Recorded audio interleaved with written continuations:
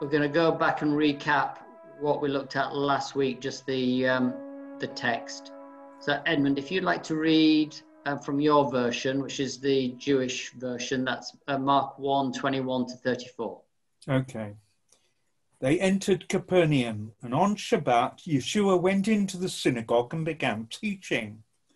They were amazed at the way he taught, for he didn't instruct them like the Torah teachers, but as one who had authority himself. In their synagogue just then was a man with an unclean spirit in him, who shouted, "What do you want with us, Yeshua from Nazareth? Have you come to destroy us? I know who you are, the Holy One of God." But Yeshua rebuked the unclean spirit. "Be quiet and come out of him." Throwing the man into a convulsion, it gave a loud shriek and came out of him. They were all so astounded that they began asking each other, "What is this? A new teaching, one with authority behind it. He gives orders even to the unclean spirits, and they obey him." And the news about him spread quickly through the whole region of the Galilee. They left the synagogue and went with Jacob and John to the home of Simon and Andrew. Simon's mother-in-law was lying sick with a fever, and they told Yeshua about her. He came, took her by the hand, and lifted her onto her feet. The fever left her, and she began helping them. That evening, after sundown, they brought to Yeshua all who were ill or held in the power of demons, and the whole town came crowding round the door. He healed many who were ill with various diseases and expelled many demons, but he didn't allow the demons to speak because they knew who he was. Right. Thank you, Edmund. So yes, we looked at the expulsion of the demon last week and just talked about the sort of the power encounter between Jesus and Satan, demonstrating the kingdom of God. Tony did message me a question to ask you, Edmund. Was exorcism permitted on the Sabbath or not, just as healing wasn't permitted on the Sabbath? I can't say absolutely, but it tended to vary a lot. It's probably varied because there were certain strands of Pharisees, because there were maybe up to 23 or 4 different brands of Pharisee, and some would have said you could heal on the Sabbath and some couldn't. So it's very likely that their exorcists would follow whichever brand, but I don't know absolutely on that. In fact, I will hunt around and see if I can find an answer to that. Yeah, my initial response to it was it probably wasn't permitted because their exorcism, as we discussed last week, was not a power encounter. It was very much with incantations, and it took time to coax the demon out, and so that would have been much more of a planned encounter. So they would have planned it not on the Sabbath, would have been my guess. Yeah, there's probably something in that as well, I would think. It's interesting that when Jesus confronts the Gadarene demoniac, if you read it very carefully, you'll see that is an instant click of the fingers one. There's much more of a process goes on in that. There are definite stages, and he follows much more closely what other exorcists would have recognized. He's actually asking for names and that sort of thing, which is what they were very familiar with. Mm. Yes. So that's the setting. So as soon as they left the synagogue, they went with James and John to the home of Simon and Andrew, Simon's mother-in-law. Simon's mother-in-law was in bed with a fever, and they told Jesus about her. So he went up to her, took her hand, and helped her up. The fever left her, and she began to wait on them. So domestic situation, left the synagogue. This would have been Saturday early evening, I'm imagining, because the rest of the people didn't come until after sunset, so it wouldn't have been, or would it wouldn't have been Friday evening, would it? It would have been Saturday afternoon. Saturday afternoon after synagogue. Have you any comment on that, Edmund? Because it seems fairly, as it's read. I hear from various folk. I'm not sure whether I think it's cut and dried, but they come after sunset, which means it's the end of the Sabbath. So then nobody's going to be arguing about whether you should be healed Yeah, no, or not. that's the. I'm just talking about the mother-in-law section. Oh, the mother-in-law. Oh, yeah. Right. Nothing. Nothing particular about that, although it does say in another version he rebuked the fever. So, yes, which would imply that it was demonic in cause, because he doesn't rebuke. Jesus doesn't rebuke illness. He heals illness, but rebukes the demonic. Yeah. Yeah. That evening after sunset, the people brought to Jesus all the sick and demon-possessed. The whole town gathered at the door, and Jesus healed many who had various diseases. He also drove out many demons, but he would not let the demons speak because they knew who he was. Any comment on that, Edmund? One I was thinking about today was that I was actually thinking about sort of various notions back in Victorian times about when they began to question about the nature of Jesus, all that stuff that was going on.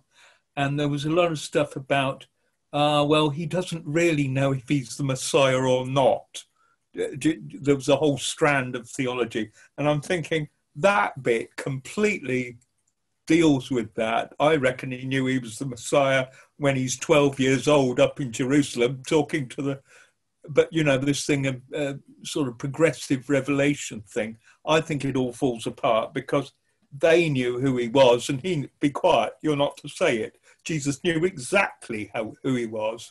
Yes. And all those scholars, I think, bless them, but... Well, I think there are always and have always been people who want to deny who Jesus is, because the whole thing about Jesus is the challenge he brings to you. If he is who he says he is, then that's a personal challenge to everybody who hears that message. And most people want to avoid that challenge. And so all the talk of, who is he? Did he know who he was? Lots and lots of people would like Jesus to be a good man and a wise teacher, but they don't want him to be the Son of God. Mm. And just as an aside, it's very interesting that many people say that Jesus was a good man and a wise teacher, but they don't actually listen to his wise teachings. Does anybody else have any comment on that passage? I mean, as far as I've read or ever heard, they're fairly, it's pretty much as it's described in the passage. Mike, any comments? I just think just the last thing, the last few words, because they knew him. Yeah. And I think we could spend ages just meditating on that, because they knew him, and the whole idea of Jesus coming so he could make himself known to us. The work of the Spirit is so that we might know him. And what Paul said, isn't it? That I might know him. Yeah. And counting all things lost for the sake of knowing him, and just knowing him. That's all. That is what life is all about, is knowing him. And I suppose if he had come up and said, Edmund was saying when he's 12, perhaps that realization is the Messiah, but also the wisdom to say, look, he said, look, hey boys, I am the Son of David, I am the Messiah. Just watch this. I don't know if interesting what the reaction was, but how he did it was all about that we might know him, and so that's what my life is all about, knowing Christ. Everything leads to knowing him. And when Jesus came, he came to reveal who he was, not who people wanted him to be, or expected him to be. And so, as we travel through Mark, it'll be discovering that actually the people who should have recognized him didn't recognize him, and the demons did, which is they're just so upside down. It's crazy. You know, as it says in John, he came to his own and his own did not recognize him. It's tragic. Yeah. I mean, the thought has just occurred to me that it's actually the other way round to what, they were talking about Jesus coming to a realization that he's a Messiah. Whereas it's as you say, it's about us coming to the realization that he's a Messiah, the progressive revelation for the people around. The demons knew who he was, no problem. It's us who have to realize. And it just struck me that to come and say, I'm the Messiah, that's a proposition, right? Do you accept it or don't you accept it? That sort of thing, right? Mm. And what God wants is not that we accept propositions. He wants us to realize that it becomes real to us. Mm. So that's revealed, not just affirming a proposition. I've never thought of that before. But to make real, to realize something is not just like a philosophical point. Oh, I think he's a great man or something.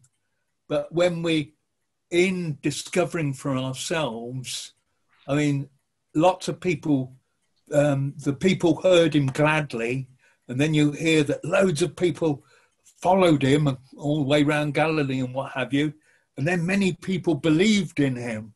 It's a process of discovering, and it's us that have to have it unveiled. Jesus doesn't want to just stand there, well, now I've arrived, guys, I'm the Messiah, what are you going to do about it? That's not the same thing as us discovering for ourselves, it being revealed to us, this is the Messiah. I think that's brilliant. I think Tim Keller, was one of the apologists I listened to, said that an atheist came up to him at the end of the meeting and said, if I go outside and I see in the sky, hi, Mike, this is God, I will believe there is a God, or I believe in God. And the guy said, well, he won't do that for you. He doesn't want you to believe in him. And the guy said, what do you mean he doesn't want me to believe in him? He wants you to trust in him. Mm. And I think that, again, that just sums up what you're just saying, Edmund. He doesn't want us to believe in him. The demons believe in him. Yes. But we're Jung, a thing I love, Carl Jung, the psychologist. I'm not very keen on psychiatrists, but if I like one, it's Jung. And there's a famous program, and I'd bumped up against this thing. There was apparently, he got questioned about God and whatnot. And in all the books, all the other fellow psychologists, you can tell it set them all at a buzz. They couldn't quite work out what they meant. And it's a famous program that used to be on called Face to Face. I don't know, you remember those, Simon? Well, they went and they interviewed Jung not long before he died. He was in his 80s. And I discovered what the actual question was. And when I heard his answer, I thought, all these people writing papers about what they thought Jung might have meant in the business. And yet I heard him and I just burst out laughing. And it was like this. The guy said to him, do you believe in God, Dr. Jung? And he twinkled away at him. He grinned and he said, no, I don't believe in God. I know him. Mm. Yeah. And of course, as a Christian, you know exactly the distinction he's making, which is exactly that I'm God in the sky. It's the same thing. Yes. And I just burst out laughing. I thought I kept on bumping up at this over the course of years about this extraordinary, ambiguous thing that Jung had said, that they're all the people ever since had been writing things or what they thought he might have meant. And you hear it as a Christian and you just roar with laughter because you totally understand him from the inside.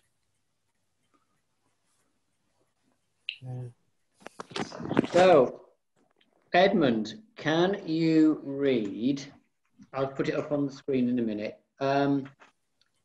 35 to 39. Yeah. So if you just give me a second, I will show.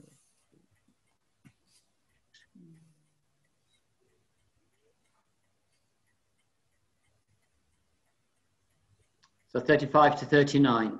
Okay. Very early in the morning, while it was still dark, Yeshua got up, left, and went away to a lonely spot and stayed there praying. But Simon and those with him went after him. And when they found him, they said, "Everybody's looking for you." He answered, "Let's go somewhere else, to the other villages round here. I have to proclaim a message there too. In fact, this is why I came out." So he travelled all through the Galilee region, preaching in their synagogues and expelling demons. Excellent. Thank you, Edmund. Now, interestingly, this is one of only 3 instances of Jesus praying in Mark's Gospel. He prays here, he prays after the feeding of the 5,000, and he prays in Gethsemane. Now, that doesn't mean to say that's the only time he prayed, but it's the only time that Mark records it. So it must be reasonably important to Mark to record it in this place. So it's quite possibly because he was starting on his actual proclaiming outside of Galilee, starting to travel around. Do you have any thoughts on that, Edmund? Only one little thing. I don't know why, but I picked up something, this bit translated in mine as lonely spot. I don't know what you've got for that. Solitary place. Yeah, in Greek, and I don't normally know the Greek of these things, but it's Elamos topos, a place of emptiness, a place where there are an uninhabited place. And you've got him going to places like that when he feeds the 5,000. He's in, and the basic thing is that you can't collect a crowd where there are the people, where they're growing things and the owners are not going to be very impressed. So you go outside of villages, you go to the Elamos topos, to these uninhabited places, so that you're not going to upset local people. But it's interesting when he goes to these places, and when he feeds the 5,000, that wasn't the point when he went to the place. It was again, I think, to pray and what have you, and then stuff happened, so he dealt with what happened. People had a habit of sort of disrupting Jesus's plans, original plans, and it was often when he was going off to be by himself somewhere that big stuff happened. Yes, the commentaries say that the solitary place alludes to the wilderness motif. So it wasn't the wilderness because of where Galilee is, but the solitary place is kind of indicating that it's the going into the wilderness for the revelation of becoming a son. But that is their supposition. Any questions or comments on that passage? I can rabbit on again. I don't want to... You can. We would love you to rabbit on again, Mike. But I think it's another key issue, another key on this thing. It's so powerful. Where are we? So verse 37. Well, Simon and those who were with him searched for him, and they found him and said to him, "Everyone is looking for you." So in your mind, he's been praying, and there are loads of people. News has got round that there's someone who's going to heal you and deliver you. And a few chapters later on, he provides meal tickets for them. Mm. And so there's all this crowd, and he turns away from them and walks off to the next town, that he may preach there also. And I suppose that it says that Jesus caused offence to many people because he didn't heal everybody. And they're just imagining you hearing, wow, Jesus is in town, let's bring our sick daughter or child or whatever to him. He work walk all night, and then he comes down from the mountain and then walks off to the next village. You know, the disappointment you must feel. But Jesus knew what he had to do. He was called to serve and proclaim the kingdom, and that sometimes meant turning his back on needs, because he knew just that in tune with what God wanted. And I'm sure those people there who were disappointed, you know, I'm sure they worked out in their faith and other opportunities, but just that clear communication with the Father, what he was to do. And perhaps after that night of prayer, he had to go on to the next village. He couldn't stay any longer in that town because, you know, it may have turned sour, who knows, but it's very powerful. Yeah, the commentator I was looking at says on this piece, which fits into with what you're saying, his purpose is not to heal as many people as possible as a manifestation of the kingdom of God come near in his person, but to confront men with the demand for decision. That's brilliant. Can I just make a point here too? Notice the order of thing. Jesus sets off to do what he's going to do, to go and pray. And it's after that Simon comes to him. It's not Simon first and Jesus saying, no, I've got to do something else. It's Jesus is walking his road. And then, being human, people come along and say, hey, you've just had an amazing thing. You know, why don't you come and do something? But Jesus is walking his road. It's often us who want him to do something else. And do you remember where his brothers come to him and say, it's time for the Passover coming up, or whatever it was, the festival? And his brothers say to him, hey, we're off up to Jerusalem, aren't you coming? Nobody wants to be known. You know, if you want to be known, you go up to Jerusalem. And Jesus says, no, I'm not going now. He goes up later, secretly.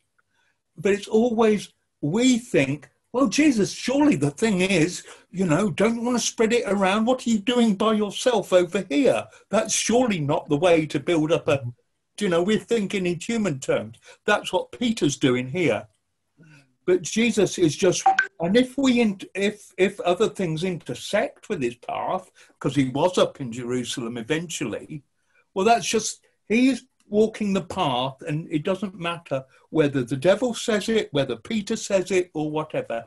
He is quietly walking his path, and he's not swayed by what we think. This is what you ought to do at this time. I mean, how are you going to be known if you're not up in Jerusalem doing stuff? No, he doesn't do it that way. But we as human beings would do it that way because we've got to build up our reputation or sell more books or do whatever, you know. I suppose nowadays it'd have a WhatsApp account, not WhatsApp, Instagram. So yeah. Jesus, you need to go on Instagram. If you need to. Haven't they asked you to come onto God channel? Yeah. And that, I mean, I've thought about it because if I publish a book and it sells, say it did very well, then maybe people would want me, and I'm not going to do any of those. I'm writing the book for the Lord.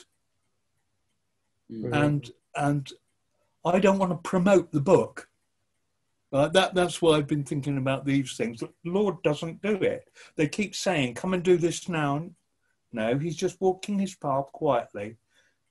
If it happens to intersect with other people's path, that's fine. But he stays on his path and he never wavers. No matter what the pressures are from this or that. People can want to turn and make him king, but he just slips away. Can I add something? Can I say something? Yeah, of course you can. Yeah.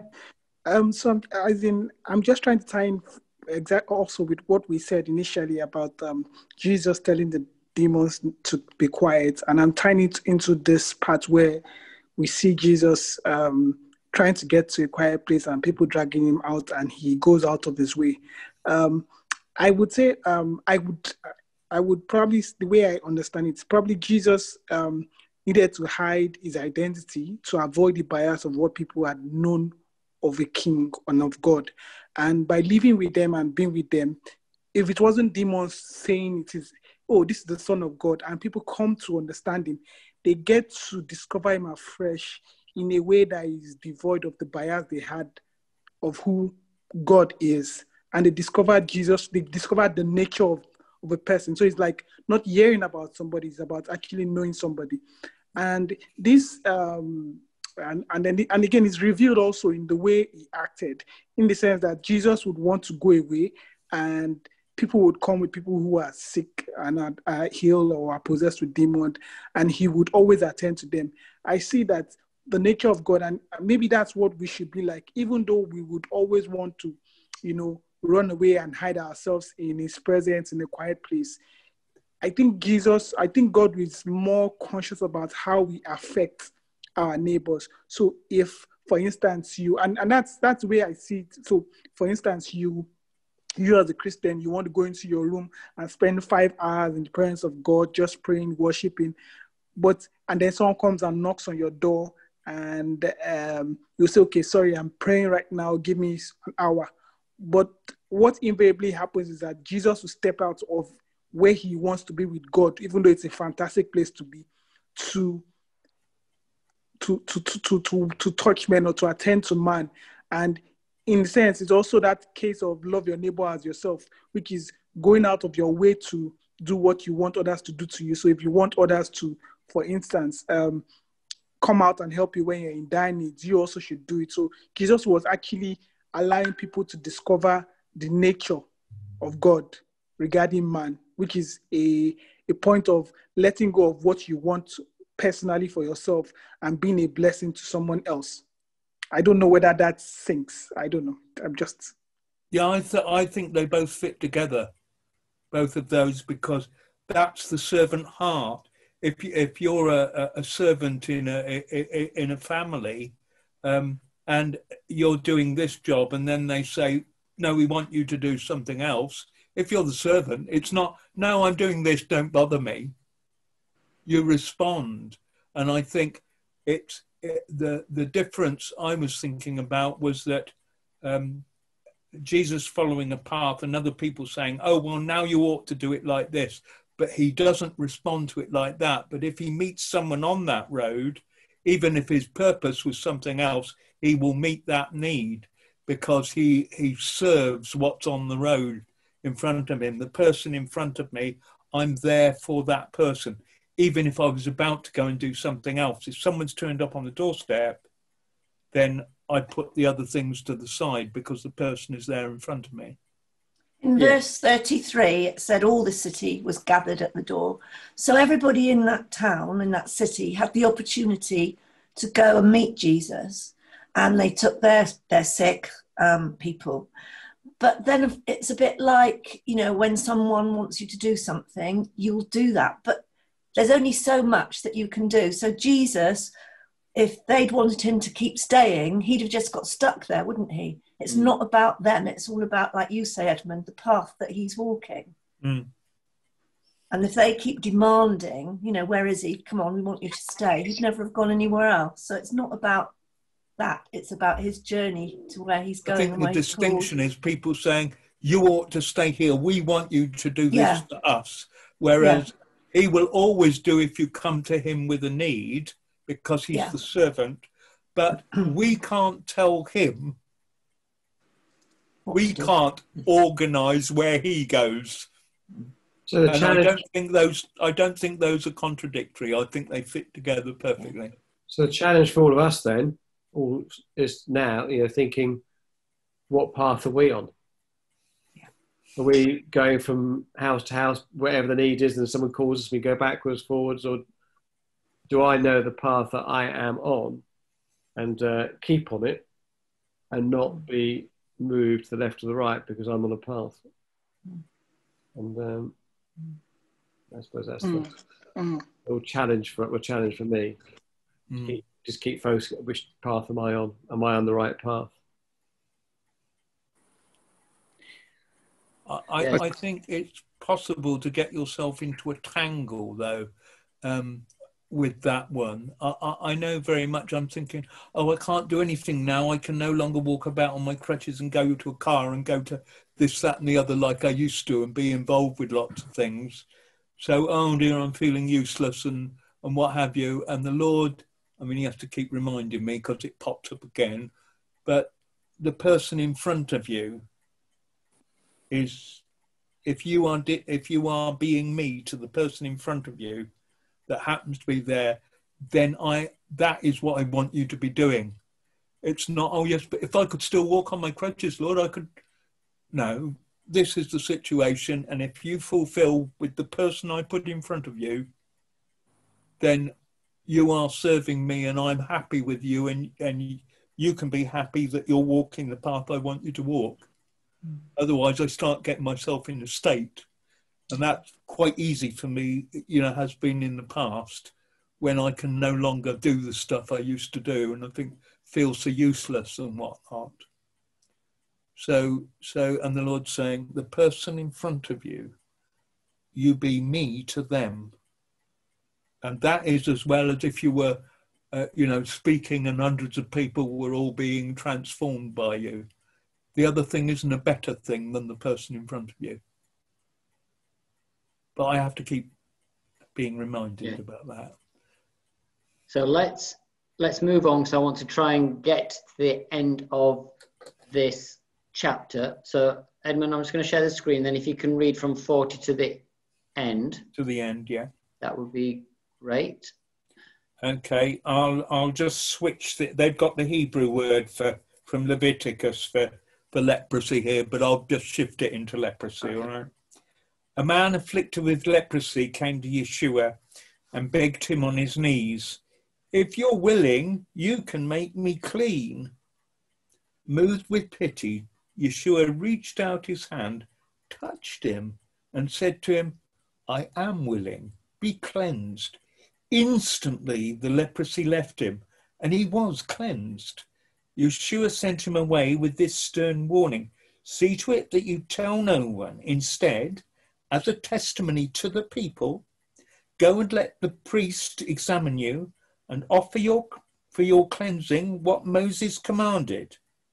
But he went out and began spreading the news, talking freely about it, so that Yeshua could no longer enter a town openly, but he stayed out in the country where people continued coming to him from all around.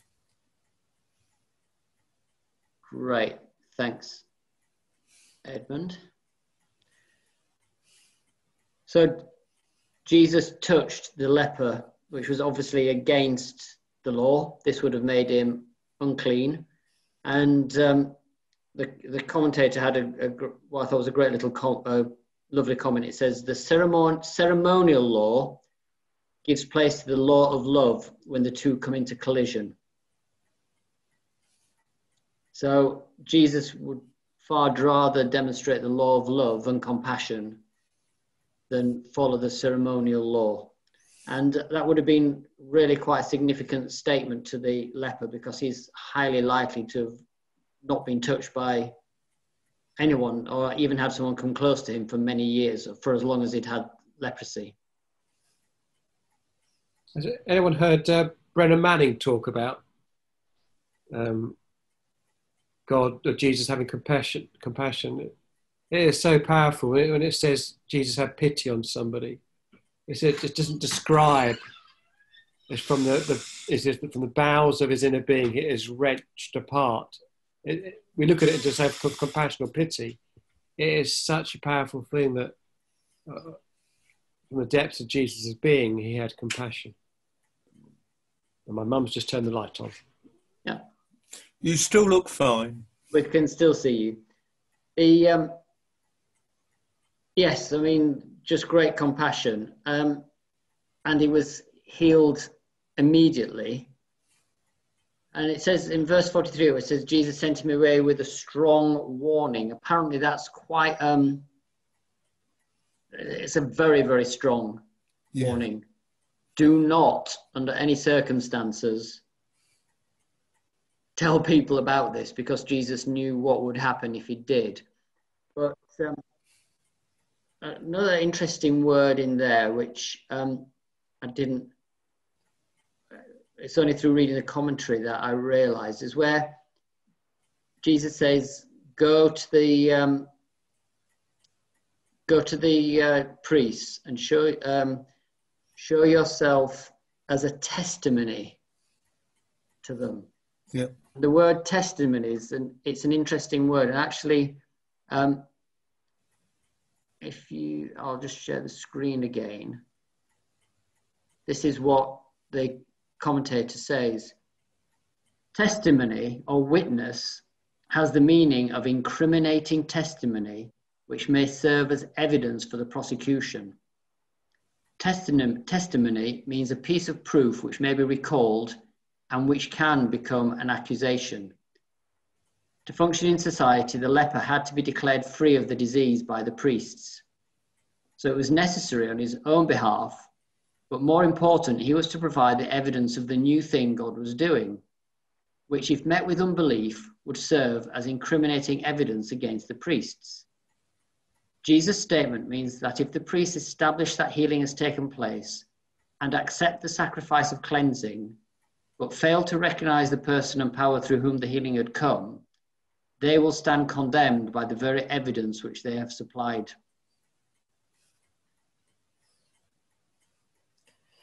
Yes, it's acceptable in a court of law, the testimony things, so that, you can appeal to it as one of your witnesses. And one of the things here, there's something else going on here as well, because I think I said a week or two ago about there were 3 things that the healers couldn't do. They couldn't heal because of the technique that they used for exorcism. They couldn't heal someone with a deaf and dumb spirit because they couldn't get the demon to tell them the name. They couldn't sort out someone who was ill from birth because you couldn't find out where that root came from, as it were. And the third one, and I've not managed to completely sort out why this one is the case, but it was something to do with lepers. And they said, one of the ways we will recognize the Messiah is that he will be able to do these 3 things which no one else can. And that's a way, and that's why you've got Jesus being very, because they will be reacting and saying, because normally a leper, if he touches you, contaminates you. And it's like there are passages in the Old Testament about if an unclean thing touches something that's holy, the holy thing is wrecked.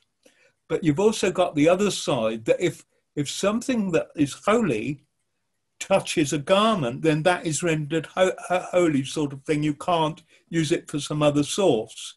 And so Jesus actually touches the leper, and the reverse thing happens. His holiness is transmuted the other way. He's not contaminated. It works the other way, like making the circle of holiness larger. And so in that situation, people are going to start talking. This guy has dealt with lepers. I don't know if we've yet had we haven't had the deaf and dumb guy, but you'll get it. And their astonishment, because it's in the folk talking about, it's not written down as a thing from the high priest that this will happen, but it's very much part of common knowledge, particularly in the Galilee. It's talked about a lot. How do we recognize Messiah? And that was one of the things that had emerged. So that's why he's very clear. You need the witness to this. And yeah, and as we said, it's Jesus has come to confront men with the demand for decision. And so, the priests in Jerusalem, when they accepted the sacrifice for the cleansing of the leper, this was part of this, the witness against them, the testimony against their decision. So the commentator had another, what I thought was great comment which I will share with you now. Where is that gone? There we go. So this story establishes the surpassing nature of the salvation which Jesus brings. For while the law of Moses provided for the ritual purification of a leper, it was powerless to actually purge a man of the disease. The rabbis affirmed that it was as difficult to heal the leper as to raise the dead. Salvation transcends cultic and ritual regulations which were powerless to arrest the hold that death had upon the living and issues in radical healing. So as Edmund said, the rabbis recognized that it was as hard to heal a leper as it was to raise the dead. But it just shows that whilst Moses provided for ritual purification of a leper, the law was powerless to actually heal that leper. Any comments on that? I mean, obviously it goes on that the man didn't obey Jesus' strong warning, and as a result, Jesus could no longer enter a town openly, but stayed outside in lonely places. So as Edmund said, if one of the symbols of how we recognize Messiah was the healing of leper, and then the leper went around and told people I was a leper and I got healed with one touch immediately, people would take that as, is this Messiah? And so it made Jesus moving around quite difficult for him. Yeah, there's when the commentators talk about the Gospel of Mark, they often they like to characterize it as Mark having a theme of the messianic secret. Jesus is always trying to stop people saying things, and they make, I think, a whole deal more than is actually in the text, but let them get on with it. But the point here is Jesus is saying, don't tell people, and he's very stern, because of exactly what happens when they do. It interferes with his process, because all of a sudden people are, and he doesn't want that getting in the way. He will still he will still meet with the needs of the people if they're hungry and whatnot. He was going to a lonely place, and then 5,000 turned up later on. Now, he doesn't say, oh no, you've messed it all up, I'm sorry, I can't do it. He'll be there for them. But it's not, it's that impact on his purpose in a sense. And so the stern warning is not, it's about, I need to have some freedom to move around. And therefore I'm trying to stop that happening, that being wrecked. Because it says, and then he couldn't move freely anymore. So that's what the stern warning is about. Yep. Well, guys, we have finished chapter 1 of Mark. 4 weeks. Excellent. Just mention one thing. So, am I allowed to say? Yeah. Yeah, I didn't really thought about it, but just being... just thinking about the bloke that didn't do what Jesus said as a warning to us when we get blessed by God. Do we use the blessings of God to promote ourselves, or do we just actually, perhaps sometimes God may do a great thing, we just keep our mouth shut and just thank him and not promote self? And I think actually the Lord, looking at that man, of course I don't have scriptural grounds for this, but I think the Lord is twinkling when he looks at that man, because the guy is just so carried away, he's telling everybody. Do you know what I mean? I don't think it's about self-promotion or anything like that. And I think the Lord is thinking, oh, well, I could have guessed this would happen. And I don't think he's feeling bad. I don't think the Lord felt bad about the man. He thought, oh, well, perhaps I was hoping for too much. But I don't think he's angry at the guy being so ecstatic that he's healed. I wouldn't say I don't think he's angry, but I just think it goes back to sometimes the whole idea of going back to, it's just thinking about it. I'm going to say, but just the whole idea of what is all our life all about. What is our life all about is knowing Christ and getting to know him. And sometimes well, I know for myself, God may bless me, I feel really good, and I end up promoting me rather than promoting Christ. Yeah. And it just that's that little meditation on that man who hopefully one day we'll meet. Yeah, hopefully. Well, guys, thank you so much.